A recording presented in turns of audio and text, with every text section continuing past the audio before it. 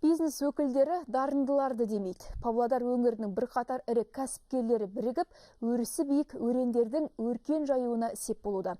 Бизнесмендер бастамасы жас буынды ерекше еліктіріп, талабы таудай талантты жастарға тың серпін беріп отыр. Бизнес періштелер клубының мүшелерімен біздің тілшімізде жүздесіп қайтты. Дархан осы шеберханада достармен бірге көп уақытын өткізеді. Педагогикалық институт шәкірттері Ортеке атты ұлттық қуыршақ қойылымын жандандырма қойды. Бірнеше байқауда туындыларын паш еткен топқа лайықты қолдау жасалмай келеді. Міне шеберханада біз осындай киіз үй сияқты нәрселер жасаймыз. Бұны сувенир ретінде ұсынуға болады. Сонымен қатар міне қазақтың киіз үйінде тұратын кішкентай сувенир сандық. Мына мысалға асадал, дүкендердің сөрелерінде көргенде неше түрлі Барби, Трансформер, шетелдің, Қытайдың Человек-паук деген сияқты осылардың тауарлары тұрады, ал ұлттық нақыштағы қазақтың иісін келтіріп тұратын ұлттық сувенирлер жоқтың қасы деп айтуға болады. Бар, бірақ та аздау болып келеді. Енді осыларды қолдап, біздің жұмысымыз осылай қолдайтын бір спонсор ретінде бір көмекші болса, нұр үстіне нұр болар еді. Ірі компания директоры Күләш Сардарова бизнес періштелер клубының алғашқы жиынына асығып келеді. Облыстық кәсіпкерлер палатасында ұсынылған жоба жігерлі жастардың өсім бастауына сеп болады. Жастардың өзіне бірінші қойылатын талап әкелген жобалары прорывной болу керек.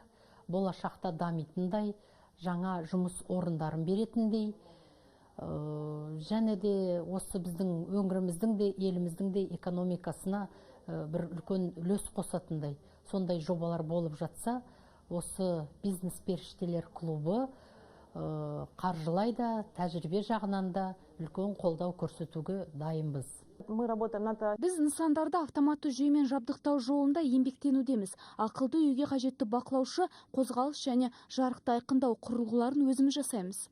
Диляра Ағасекеу энергия үнемдеу жобасын жасап шығарды. Бірақ тың идеяны қолданысқа енгізу үшін қаражат қол байлау болып тұр.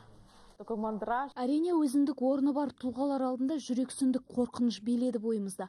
Жоспарымызды жеткізе біліп, ойдағыдай қорғап шықтық. Қолдау болады деген сенімдеміз.